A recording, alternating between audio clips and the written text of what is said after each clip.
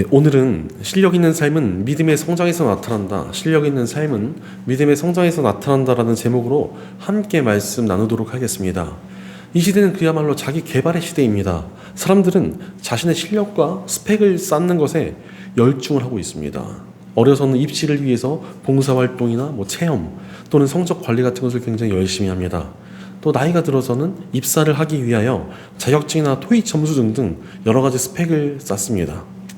그 이후로도 이런저런 투자를 해가지고 돈을 불려서 자산을 늘린다거나 또 새로운 자격증이나 스펙을 만들어가지고 더 좋은 회사로 이직을 하려 하기도 합니다. 마치 성을 쌓듯이 자신의 삶을 잘 키워나가려 하는 것입니다. 그런데 사람들이 이렇게 자신의 실력을 키우고자 하는 이유가 무엇입니까? 사람들은 이렇게 철저히 준비해야 잘 살 수 있고 자신의 삶을 잘 지켜낼 수 있다고 믿습니다. 그러니 다들 잘 준비된 인생을 만들어가지고 파수꾼처럼 자기 스스로 인생을 잘 지켜내고자 애를 쓰며 살아가는 것입니다. 그런데 이렇게 자신의 삶을 잘 쌓아두고 지키려 한다고 그것이 뜻대로 됩니까? 안타깝게도 사람은 생각보다 훨씬 더 쉽게 무너질 때가 많습니다. 자신의 삶을 잘 갖추고 준비만 되어 있으면 어떠한 어려움이나 시련이 와도 잘 견뎌낼 수 있을 줄 알았는데 그렇지가 않습니다. 잘 나가던 사람이 갑자기 위기를 맞이하고 무너지는 경우를 종종 보게 됩니다. 자신의 예상을 뛰어넘는 어려움을 만나면 그대로 주저앉아 버리는 사람들도 굉장히 많습니다. 심지어 눈에 보이는 큰 문제도 없는데 갑자기 마음에 질병이 찾아오기도 합니다. 게다가 더욱더 안타까운 사실은 열심히 자신의 삶을 잘 꾸려왔던 사람들일수록 무너지기 시작하면 더욱더 처참하게 무너지는 것을 보게 됩니다. 단단하게 당겨왔던 줄이 탕 하고 끊어지는 것처럼 갑자기 찾아온 문제에 완전히 삶이 무너져 내리고 정상 궤도를 벗어나 버립니다. 그런데 우리가 우리의 삶을 잘 준비하더라도 이렇게 예상치 못한 문제나 마음의 질병들에 쉽게 무너지는 이유가 무엇입니까? 그것은 바로 우리 삶의 기초가 단단하지 못하기 때문에 그렇습니다. 시편 127편 1절을 보면 주님께서 집을 세우지 아니하시면 집을 세우는 사람의 수고 헛되며 주님께서 성을 지키지 아니하시면 파수꾼에 깨어있음이 헛된 일이다 라고 말씀하십니다. 우리 삶의 기초는 우리의 노력이나 준비로 다져지지 않는다는 것입니다. 하나님께서 세워가시고 하나님 안에서 세워져야만 제대로 된 기초가 다져질 수 있다는 것입니다. 바로 우리의 인생을 단단하게 세우려면 하나님을 믿는 믿음 안에서 세워야 합니다. 이 말의 뜻은 믿음만 있다면 어떤 고난도 없고 문제도 없다는 뜻이 아닙니다. 믿음을 통해 어떠한 문제나 어려움을 만나도 이겨낼 수 있는 힘을 얻게 된다는 뜻입니다. 심지어 남들이 보기에는 너무나 크고 어려운 문제인데도 믿음의 사람들은 하나님의 능력으로 극복하고 승리해냅니다. 하나님께서는 믿음에 단단히 서 있는 사람들을 보호해 주시고 힘주시며 승리하게 도와주시기 때문에 그렇습니다. 그런데 분명히 나에게 믿음은 있는 것 같은데 정말 하나님께서 보호해 주시고 힘주시며 승리케 하시는 그 능력을 경험하지 못한다고 느끼는 분들이 꽤 많습니다. 왜 그렇습니까? 바로 믿음의 실력이 부족하기 때문에 그렇습니다. 세상에서의 실력을 키웠을지 모르나 믿음의 실력이 형편없을 때 도무지 믿음의 능력을 알지도 못하고 믿음으로 승리한다는 것도 경험하지 못한 채 살아가게 되는 것입니다.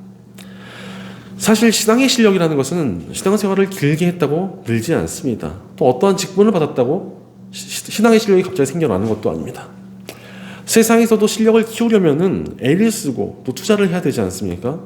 마찬가지로 우리 신앙의 실력을 키우기 위해서는 노력과 투자가 필요하다는 것입니다. 그렇다면 우리가 우리의 신앙을 어떻게 키울 수 있겠습니까? 오늘 말씀에 그 답이 있습니다. 사도 바울은 이 데살로니가 교회를 향한 애정을 담은 편지를 계속 이어가고 있습니다. 먼저 오늘 본문 9절을 보면 우리가 우리 하나님 앞에서 여러분 때문에 누리는 모든 기쁨을 두고 여러분을 생각해서 하나님께 어떠한 감사를 드려야 하겠습니까? 라고 말씀하십니다. 바로 바울은 데살로니가 교회의 믿음과 태도를 보고서 너무나 기뻐했습니다. 그들 덕분에 너무나 큰 위로와 격려를 얻었고 하나님께도 너무나 감사함을 느꼈습니다. 그래서 바울은 그 보답으로 데살로니가 교회의 사람들을 축복하며 기도합니다. 바로 자신이 데살로니가 교회에 가장 바라는 것은 그들이 온전한 믿음으로 성장하는 것이었고 바로 그 일을 위해서 그들을 축복하며 기도한 것입니다. 그리고 이어지는 바울의 기도를 보면은 믿음이 대체 어떻게 성장할 수 있는지에 대한 실마리가 드러납니다. 자, 이어지는 10절을 보면 우리는 여러분의 얼굴을 볼 수 있기를 또 여러분의 믿음에 부족한 것을 보충하여 줄 수 있기를 밤낮으로 간절히 빌고 있습니다 라고 말씀하십니다. 바로 바울은 데살로니가 교회의 사람들의 믿음의 부족한 부분을 보충하여 주려고 그들을 볼 수 있게 해달라며 밤낮으로 기도했다 이렇게 말을 합니다. 여기에 굉장히 중요한 핵심이 있습니다. 우리의 믿음이 성장하려면 내게 있어 부족한 것들을 메꾸는 것이 필요합니다. 사실 어떤 분야이든지 마찬가지입니다. 내가 자신 있는 거 하나만 계속 붙들고 있으면은 실력이 잘 늘지가 않습니다. 어린 학생들 중에서도 공부는 되게 열심히 하는 것 같은데 성적이 잘 오르지 않는 친구들이 있습니다. 왜 그런가 자세히 보면은 이미 잘 알고 있고 자신이 있는 부분에 대해서 계속 공부를 하고 있습니다. 모르는 내용을 공부하고 취약한 부분을 보완해야 되는데 이미 잘 알고 있는 부분을 보면서 자기 실력에 취해 있습니다. 아, 나 여기 안다? 아, 나 여기 잘 알고 있으니까 다 맞았어. 그냥 시험 잘 볼 것 같아. 이러면서 좋아하고 있습니다. 그러나 아는 부분은 잘 풀어도 잘 모르는 부분을 다 틀려버리니까 성적이 나올 수가 없는 것입니다. 심지어도 또 아는 부분에서 실수까지 해버리면은 그야말로 처참한 결과를 맞이하게 되는 것입니다. 스포츠에서도 마찬가지입니다. 부족한 부분을 잘 보완해야지 강팀이 됩니다. 어떤 축구팀을 보니까 공격이 강하고 수비가 좀 약합니다. 그렇다고 해서 뭐 수비는 그냥 포기하고 공격에 온 힘을 다합니다. 그러니 어찌 됩니까? 그런 팀들은 대부분 다 약한 수비 때문에 와르르 무너져 내립니다. 반대로 또 수비가 강하다고 수비에 온 힘을 다하는 팀도 있습니다. 이런 팀들은 예상치 못한 한 골에 쓰라린 패배를 당한 것을 자주 보게 됩니다. 신앙도 마찬가지입니다. 어떤 분들은 기도에 자신이 있다고 기도만 열심히 합니다. 그런데 그렇게 치우치다 보니까 기도에 열정은 있고 뭔가 기도에 시간을 많이 투자하긴 합니다. 하지만 기도만 하느라 너무 생각 없는 신앙으로 변질되기도 하고 약간 이단성이 있거나 좀 신비주의로 빠져버리는 경우가 종종 있습니다. 심지어 자신이 해주면 되는 일인데도 하질 않고 기도만 하겠다 이러고 그냥 땡쳐버리는 경우도 너무나 많습니다. 반대로 또 어떤 분들은 말씀에 자신이 있다고 말씀만 붙들고 있습니다. 그러다 보니까 이성적이고 아는 것은 많습니다. 하지만 냉정하게 남들을 판단하거나 실천도 없고 또 별로 능력도 없는 머리만 큰 신앙이 되어버리기도 합니다. 이 가분수 신앙이라고 하는 것입니다. 머리만 큰 신앙. 또 어떤 분은 말씀이고 기도고도 상관없이 그냥 섬김에만 치우쳐 있습니다. 사람들을 섬기고 봉사하고 뭔가 선한 일을 하겠다 이것에만 집중하고 있습니다. 그러니까 나중에 이분이 정말 크리스천인지 아니면 그냥 봉사단체나 사회개혁운동을 하고 싶은 분인지 구별이 안 되는 부작용이 나타나기도 합니다. 신앙이 성장하려면 치우치는 것이 아니라 부족한 부분을 보완해야 합니다. 말씀이 부족하면 말씀을 더 봐야 되고 기도가 부족하면 기도를 더 해야 되고 섬김이 안 되면 섬기는 자리로 나아가야 성장할 수 있다는 것입니다. 그런데 또 부족한 부분을 그냥 보강해서는 안 됩니다. 오늘 본문 11절을 보면 하나님 우리 아버지와 우리 주 예수께서 우리 길을 친히 열어주셔서 우리를 여러분에게 가게 해주시기를 간구합니다 라고 말씀하십니다. 바울은 데살로니가 교회를 만나서 그들을 성장시키는 일에 도움이 되고 싶다고 기도하며 그 일은 오직 하나님의 도우심이 있어야지만 가능하다 이렇게 말했습니다. 즉 데살로니가 교회가 성장하기 위한 원동력은 사람의 노력이나 능력이 아니라 철저히 하나님의 도우심이 있다는 것입니다. 바로 우리의 신앙이 성장할 수 있는 원동력도 하나님을 철저히 의지하는 것에 있습니다. 나의 부족한 것을 채우기 위해 하나님께 의지할 때 우리는 성장할 수 있습니다. 그러니 하나님께 의지하고 나의 부족함을 채우며 성장해야 합니다. 그렇다면 좀 더 구체적으로 어떻게 믿음 안에서 우리의 신앙을 성장시켜 나갈 수 있겠습니까? 첫째로 핵심을 붙들며 성장해야 합니다. 우리의 신앙을 제대로 보강하기 위해서 어찌 해야 합니까? 사실 각 사람의 신앙이 다르고 부족한 부분도 다를 수밖에 없습니다. 그러나 핵심 하나를 딱 붙들고 있으면 누구나 성장할 수 있게 됩니다. 그렇다면 우리의 신앙의 핵심이 무엇입니까? 자, 오늘 본문 12절을 보면 우리가 여러분을 사랑한 것과 같이 주님께서 여러분끼리 서로 나누는 사랑과 모든 사람에게 베푸는 여러분의 사랑을 풍성하게 하고 넘치게 해주시기를 빕니다 라고 말씀하십니다. 바울은 데살로니가 교회의 신앙이 성장하기 위한 첫 번째 핵심으로 사랑을 제시합니다. 실제로 여러분 기독교의 별명이 무엇입니까? 사랑의 종교입니다. 우리 핵심이 바로 사랑에 있다는 것입니다. 그러니 우리는 사랑하며 성장해야 합니다. 실제로 신앙에 있어서도 사랑이 얼마나 중요한지 모릅니다. 우리의 신앙적인 결핍의 대부분은 사랑의 부족 때문인 경우가 얼마나 많은지 모릅니다. 실제로 하나님을 향한 사랑, 영혼에 대한 사랑이 부족할 때 우리 신앙에 틈이 생기는 것입니다. 하나님을 향한 사랑이 약해지니까 말씀에 무관심해지거나 기도에 무관심해지는 것입니다.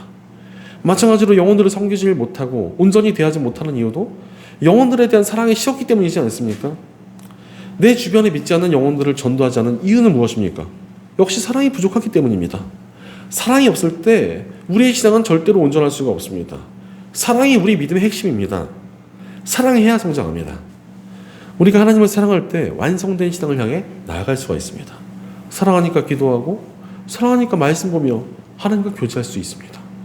마찬가지로 영혼을 사랑할 때 우리 신앙은 점점 더 성장할 수밖에 없습니다.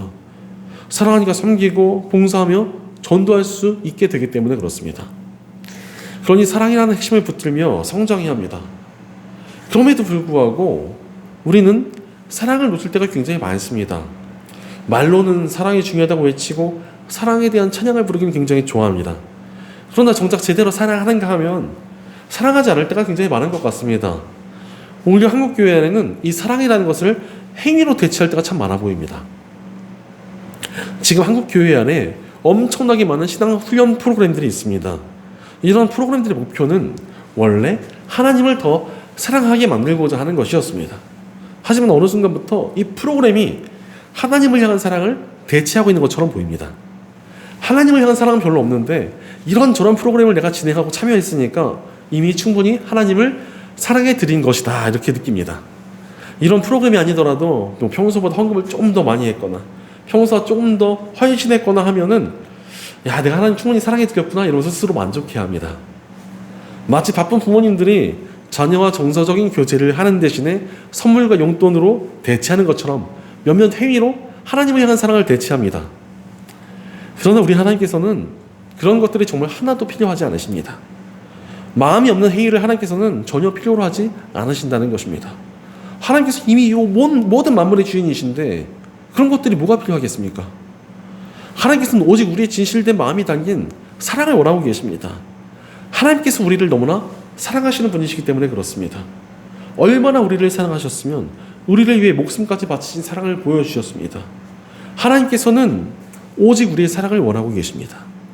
그러니 내가 뭘 하려 하지 말고 하나님을 사랑하는가 이 마음을 점검하고 하나님을 정말로 사랑해야 합니다. 행위로 메꿔봐야 우리의 신앙이 메꿔지지 않습니다. 오직 사랑만이 우리의 신앙의 부족함들을 메꾸고 성장하게 만들 수 있습니다. 그러니 사랑하며 성장해야 합니다. 그렇다면 우리가 어떻게 사랑의 마음을 회복할 수 있겠습니까? 사실 여러분 사랑한다는 것이 참 어렵지 않습니까? 그러나 복음 안에서 사랑하는 것이 가능합니다. 여러분 복음이 무엇입니까? 이 잔혹한 십자가 위에서 우리를 위해 죽으신 사랑, 그것이 바로 복음이지 않습니까? 그 크신 사랑을 어떠한 것과도 비교할 수 없어서 요한복음 3장 16절은 하나님께서 세상을 이처럼 사랑하셨다라고 표현합니다. 이러한 사랑이 없었기 때문에 이처럼이란 표현을 사용할 수밖에 없었던 것입니다. 그 놀라운 사랑을 묵상할 때 우리 안에도 사랑이 솟아날 수 있습니다. 너무나 크고도 놀라운 사랑이기 때문에 그 사랑이 우리 마음을 채울 때 그 사랑이 흘러넘쳐서 우리 안에도 사랑이 나타날 수밖에 없는 것입니다. 또한 사랑의 마음을 하나님께 구할 때 사랑이 싹틉니다. 우리는 복음 안에서 새 사람이 되었습니다. 하나님께 새 힘을 공급받을 수 있는 새로운 존재가 되었다는 것입니다. 그러니 사랑 역시도 하나님께 구하면 공급받을 수가 있습니다. 실제로 정말 사랑도 하나님께서 주시는 선물이다라는 것을 많이 깨닫게 됩니다. 하나님께 사랑을 고백하며 사랑의 마음을 달라고 간구하면 하나님께서는 우리에게 사랑을 주십니다. 그리고 이 사랑이 우리 삶에서 정말 놀라운 능력으로 나타납니다. 실제로 창세기에 등장하는 야곱은 삼촌의 집에서 라헬과 사랑에 빠집니다. 그러나 삼촌 라반은 그녀와 결혼시켜주는 대가로 7년간의 노동을 조건으로 제시했습니다. 그런데 여러분 야곱은 아주 도련님처럼 곱게 자란 청년이었습니다. 그럼에도 7년간의 노동을 며칠처럼 짧게 느꼈다고 성경은 말씀하고 계십니다. 그 이유인즉슨 라헬을 사랑했기 때문이라는 것입니다. 사랑하니까 고되고 어려운 일도 견뎌낸 것입니다. 신약 성경에 이르러서 사도 바울을 보니까 정말 초인처럼 느껴집니다. 고난과 핍박을 뚫고 수천 킬로를 오가며 복음을 전하러 다닙니다. 아니 대체 어떻게 저렇게 살아갈 수 있었는지 이해가 되지 않을 정도입니다. 그 이유에 대하여 바울은 로마서 8장에서 우리는 이 모든 일에서 우리를 사랑하여 주신 그분을 힘입어서 이기고도 남습니다 라고 고백합니다. 하나님의 사랑과 하나님을 향한 사랑이 그를 이토록 강하고 담대하게 만들었던 것입니다. 우리 예수님께서도 우리를 사랑하시니 인간의 몸으로 이 땅에 오셨으며 십자가를 지셨고 죽음을 이기셨습니다.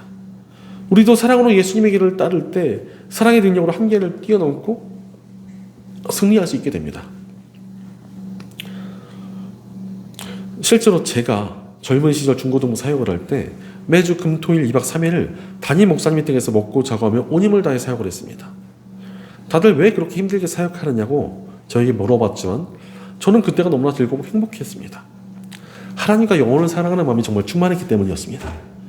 게다가 제가 그렇게 사역을 하니까 이 담임 목사님 사택에 중고등학생들이 맨날 찾아와가지고 먹고 놀고 자고 가기도 했습니다.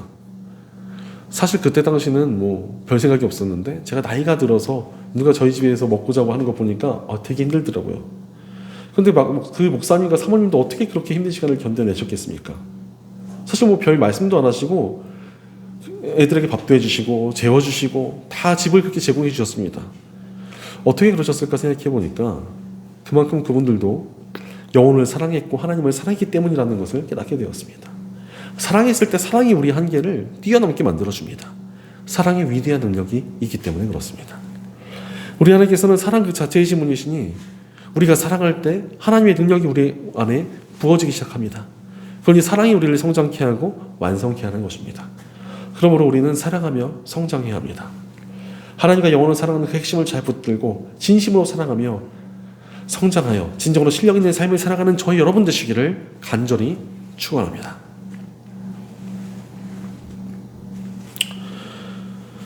둘째로 우선순위를 잘 정리하며 성장해야 합니다. 우리가 성장하기 위한 효율을 확실히 높여주는 정말 중요한 방법이 무엇인 줄 아십니까? 바로 우선순위를 잘 정리하는 것입니다. 예전에 어떤 부잣집 학생을 알게 되었는데 그 학생에게 과외 선생님이 무려 10명이 넘게 붙어있는 것을 보게 되었습니다. 왜 그런가 했더니 이 취약 과목에는 과외 선생님이 막 한 2명, 3명씩 붙어 있습니다. 게다가 그 친구의 생활을 관리해주는 선생님이 또 따로 붙어 있었습니다. 그래서 어떤 공부를 먼저 해야 할지 우선순위를 정해주고 또 삶을 또 어떻게 관리해야 될지 삶의 우선순위 또한 쫙 짜주는 것이었습니다. 그래야 성적이 잘 관리될 수 있다는 것이었습니다. 그런데 신앙에서도 우선순위가 굉장히 중요합니다. 내가 크리스천으로서 무엇을 먼저 하고 어떤 것을 중요시하며 살아가야 하는 그 확실한 우선순위가 정해져 있어야만 우리의 신앙이 제대로 성장할 수 있기 때문입니다. 그렇다면 크리스천들에게 우선순위의 기준이 무엇입니까? 오늘 본문 13절을 보면 주님께서 여러분의 마음을 굳세게 하셔서 우리 주 예수께서 자기의 모든 성도들과 함께 오실 때에 하나님 우리 아버지 앞에서 거룩함에 흠잡힐 때가 없게 해주시기를 빕니다 라고 말씀하십니다. 크리스천들의 우선순위를 정리하는 것에 있어서 그 기준은 바로 예수님의 다시 오심입니다. 우리가 이 땅을 살아가고 신앙생활을 하는 길의 최종 목적지가 아주 명확하게 드러나 있습니다. 바로 예수님께서 이 땅에 오실 때 이 세상의 모든 것은 끝이 나게 되어 있습니다. 예수님께서 예고하신 대로 예수님께서는 모든 사람들이 볼 수 있도록 이 땅에 다시 오실 것입니다. 그때 지금 우리가 살던 세상은 끝이 나고 영원한 하나님 나라가 시작될 것입니다. 그곳에서 우리는 하나님과 함께 영원히 기쁨으로 살아가게 될 것이고 또 하나님께서는 우리가 그동안 겪었던 모든 눈물과 아픔을 다 씻어주실 것입니다. 우리 예수님과 우리는 영원한 기쁨과 평안 속에서 함께 살아갈 것입니다. 그것은 세상에서 얻는 그 어떤 쾌락이나 안정감과도 비교할 수 없는 영원하고도 완전한 기쁨과 완전한 평안일 것입니다. 그러나 우리의 삶의 본질은 결국 하나님 나라를 준비하는 과정에 있습니다. 믿음이 없는 사람들은 알지 못하지만 하나님의 자녀된 우리는 알고 있지 않습니까? 세상의 물질이나 성공이나 모든 육적인 가치들은 다가올 하나님 나라에서 아무런 의미가 없습니다. 그것들이 지금은 좋아 보일지 몰라도 하나님 나라에서는 다 사라질 가치에 불과합니다. 오직 하나님과 영혼을 사랑하며 행했던 모든 가치들만이 영원히 하나님 나라에 기억됩니다. 그러니 우리는 하나님 나라를 바라보며 영원한 가치를 우선순위로 삼아야 합니다. 그렇게 하나님 나라를 품고 우선순위를 정할 때 우리의 믿음은 성장하게 됩니다. 우리의 신앙은 결국 영원한 삶을 위해 살아가는 것인데 영원한 가치를 우선순위로 삼고 살아가니 성장할 수밖에 없는 것입니다. 그러므로 우리는 예수님의 다시 오심을 기억하며 성장해야 합니다. 그러나 안타깝게도 많은 크리스천들이 잘못된 우선순위를 가지고 살아갑니다. 예수님의 다시 오심을 아주 먼 미래의 일로 생각하며 뒤편으로 치워버리고 있습니다. 그저 지금의 현실만을 쫓아 살아갑니다. 내 눈앞에 있는 삶의 문제들, 어려움들, 해결해야 될 것들만 바라보고 있습니다. 그러나 사실 이런 모습은 어찌 보면 당연한 일입니다. 지금 내 삶이 어려운데 예수님이 다시 오심이 너무나 멀어 보이기 때문에 그렇습니다. 지금 내 삶이 어려운데 예수님의 다시 오심이 대체 무슨 소용인가라는 생각이 들 때도 있습니다. 그러니 어찌 예수님이 다시 오심을 잊고 산다고 책망할 수 있겠습니까? 그러나 예수님의 다시 오심은 먼 미래에 일어날 아주 희미한 그런 목표가 아닙니다. 예수님의 다시 오심이 지금 우리 현실에도 소망을 주는 능력이 될 수 있습니다. 구약 성경을 보면은 길르앗 야베스라는 성읍에 살던 사람들이 있었습니다. 이들은 이스라엘 민족이 이집트를 탈출할 때 지도자이자 강한 용사였던 갈렙의 후손들입니다. 그들은 선조인 갈렙을 닮아서 나는 강단이 있고 용감한 사람들이었습니다. 그런데 그들에게 암몬이라는 족속이 대규모로 침략을 해옵니다. 강한 용사였지만 너무나 압도적인 병력 차이에 길르앗 야베스의 사람들은 절망하게 되었습니다. 그래서 이스라엘의 다른 성읍들의 전령을 보내고 만약 도와줄 사람이 없다면 우리가 항복하겠다 이렇게 말을 합니다. 이렇듯이 강한 용사도 소망이 없으면 무너지게 되어 있습니다. 그러나 그때 길르앗 야베스에 아주 희망찬 소식이 전해집니다. 새롭게 세워진 사울 왕이 그들을 구하러 오겠다고 말한 것입니다. 그 소망의 소식 덕분에 길르앗 야베스의 사람들은 끝까지 버텨낼 수 있었고 도착한 사울 왕의 군대와 함께 암몬 족속을 몰아내는 거대한 승리를 거둡니다. 이렇듯 소망은 지금 우리에게도 힘을 줍니다. 실제로 사람들이 지치고 정신적인 문제가 갑자기 찾아오는 원인이 무엇입니까? 많은 경우 소망이 없어서 그렇습니다. 하루하루 열심히 사는 것 같지만 뭔가 내 삶을 붙들고 있는 소망이 없을 때 삶이 흔들리고 무너지게 되어 있습니다. 소망이 없으니 점점 우선순위가 헷갈리기 시작하고 이 노력과 긴장감을 유지해야 될 이유가 사라지니까 점점 버텨낼 힘이 사라지는 것입니다. 그러니 점차 지치게 되고 쓸모없는 물건이고 사치로 마음을 달랜다거나 과도한 취미생활이나 과도한 소비에 빠지기도 합니다. 쉬어도 피로가 가시지 않고 점점 지치다가 무너져 버리는 것입니다. 그러니 신앙이 성장하기는커녕 점차 연약해 가기만 합니다. 그러나 그렇게 삶의 치임에 연약해 가던 우리를 위해 예수님께서 오셨습니다. 예수님께서는 우리 연약한 삶을 건져주시려고 십자가에서 우리를 대신하여 죽으셨습니다. 게다가 그분은 부활하셔서 하늘로 오르셨고 그 모습 그대로 다시 오실 것을 약속해 주셨습니다. 그 소망의 약속이 지금 우리 삶에 힘을 줍니다. 주님의 다시 오심이라는 희망이 있을 때 우리 삶의 고난과 어려움을 극복할 힘을 얻게 된다는 것입니다. 그런 우리의 삶이 정돈되며 바른 가치를 향해 살아갈 수 있도록 만들어주는 것이 이 소망입니다. 그러니 주님의 다시 오심에 이 소망이 있을 때 우리 신앙은 성장할 수 있습니다. 그러므로 우리는 주님의 다시 오심을 가슴에 품으며 성장해야 합니다. 1차 세계대전 이후 전쟁에서 패전한 독일 사회에는 엄청난 피폐함과 절망감이 가득했습니다. 사람들은 전쟁의 아픔과 패전으로 인한 상처 그리고 전쟁 배상금으로 인한 압박으로 좌절하고 있었고 무기력함에 빠져서 살아가고 있었습니다. 그런데 그때 한 목사님께서 엄청나게 큰 마차를 한 대 사가지고 교회 마당 앞에 두었습니다. 그러더니 곧 주님께서 다시 오실 것이다. 그러니 그분이 오실 때 달려가기 위해 이 마차를 내가 사두었다 라면서 메시지를 전하셨습니다.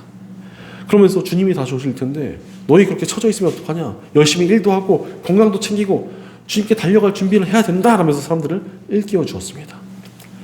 굉장히 엉뚱한 시도였지만 이러한 시도가 독일 사람들에게 생기를 주었습니다. 지금 이 시대도 마찬가지입니다. 예수님께서 다시 오신다는 이 재림의 기쁜 소식은 지금 이 현실에서도 우리에게 힘을 줍니다. 우리 신앙을 그야말로 생기있게 만들어주는 것입니다. 실제로 신학시대의 사람들은 많은 핍박과 고통을 당하면서도 열심을 다해 믿음의 길을 걸어갔고 복음을 전했습니다. 마찬가지로 기독교의 역사 안에 있는 믿음의 선배들도 수많은 공격과 어려움을 당하면서도 뜨거운 믿음의 삶을 살아내고 승리했습니다. 어찌 그럴 수가 있었습니까? 주님께서 다시 오시리라는 그 약속이 그들에게 희망을 주고 힘을 주었기 때문입니다. 우리의 삶도 마찬가지입니다. 예수님이 다시 오실 그 소망을 기억하며 살아가야 합니다. 그 소망을 붙들고 나의 삶을 세워나갈 때 우리의 신앙이 온전히 성장할 수 있습니다. 주님이 다시 오심을 기다리는 그 마음이 우리 우선순위를 바로 잡아줄 것이고 우리 삶의 소망을 품게 할 것이기 때문입니다. 그러니 주님의 다시 오심을 기다리며 성장해야 합니다. 예수님의 다시 오심을 늘 기억하며 삶의 우선순위를 정리하고 늘 그 기대와 소망을 품고 살아가는 저와 여러분 되시기를 간절히 축원합니다. 살아가는 여러분, 믿음을 잘 성장시키며 살아가고 계십니까? 우리 신앙이 성장할 때 우리의 삶도 진정으로 실력 있게 살아갈 수 있습니다. 사실 믿음이란 코어 근육, 우리의 중심을 지탱하는 근육과도 같습니다. 코어 근육이 약하다면 다른 곳을 키워봐야 흐물흐물하고 제대로 몸도 지탱이 되지 않습니다. 마찬가지로 믿음 안에서 성장함으로 우리의 삶을 단단하게 붙들고 있어야 우리가 가진 모든 능력을 제대로 발휘하며 하나님 안에서 능력 있게 살아가며 승리할 수 있다는 것입니다. 그러니 믿음 안에서 늘 성장할 때 우리의 삶을 우리가 진정으로 실력 있게 살아낼 수 있습니다. 미국의 시인 롱펠로는 나이가 들어서도 오히려 생기가 가득하며 열정적인 글을 썼습니다. 그래서 사람들이 어떻게 그럴 수 있느냐고 그에게 물어보았습니다. 그래서 롱펠로는 이렇게 대답을 합니다. 저에게 스승이 있습니다. 바로 저 늙은 사과나무입니다. 저 나무는 매우 오래된 나무이지만 해마다 맛있는 사과가 주렁주렁 열립니다. 바로 저 나무는 계속 성장하며 새로운 싹을 내고 있기 때문입니다. 저도 저 나무를 바라보며 늘 성장하고자 하는 마음을 품고 살아가고 있습니다. 바로 계속 성장하는 것이 사람에게 생기를 주고 힘을 준다는 것이었습니다. 우리는 오히려 더욱더 중요한 것을 계속 성장시켜 나갈 수 있는 사람들입니다. 바로 우리는 영원한 가치가 있는 신앙을 품고 있고 이 신앙은 하나님 나라에 들어가는 그날까지 계속 성장할 수 있습니다. 그러니 우리의 믿음은 계속 성장해야 합니다. 그러기 위해서 우리는 사랑이나 핵심을 회복하며 주님의 다시 오심을 기다리는 그 마음으로 우리의 삶을 정돈해야 합니다. 그때 우리가 반드시 성장하게 될 것입니다. 그리고 우리가 그렇게 성장할 때 우리를 통해 선한 영향력이 나타날 것입니다. 그 선한 영향력으로 우리를 통해 영혼들이 돌아오게 되며 열방의 주님의 이름이 높아지게 될 것입니다. 우리 삶이 하나님의 능력으로 말미암아 능력 있게 쓰임받게 될 것입니다. 그러니 늘 믿음을 붙들고 믿음 안에서 성장하며 점점 자라나는 믿음으로 능력 있게 쓰임받으며 승리하는 저희 여러분 되시기를 주의 이름으로 간절히 축원합니다. 기도하겠습니다. 언제나 우리의 삶을 보살펴 주시며 우리를 성장하게 도와주시는 하나님 감사합니다. 하나님께서는 우리를 성장시키셔서 능력 있게 우리를 사용하고자 하시는데도 우리가 헛된 것을 쫓느라 성장을 포기하지 않았는지 우리 삶을 돌이켜봅니다. 그러나 이제 우리가 성장하기 원합니다. 우리가 그냥 살아가는 것이 아니라 믿음의 성장을 바라보며 살게 하옵소서. 하나님과 영원을 사랑하는 그 핵심을 붙들고 하나님 나라의 소망을 품으며 삶을 정리하고 온전하고 굳건하게 살아갈 수 있도록 우리를 세워주시옵소서. 우리 공동체 가운데 함께해 주셔서 우리가 한 믿음 안에서 온전히 자라나 함께 믿음으로 쓰임받도록 도와주시옵소서. 늘 우리를 더 자라나게 하시며 힘주시는 우리 주 예수님의 이름으로 기도드립니다. 아멘.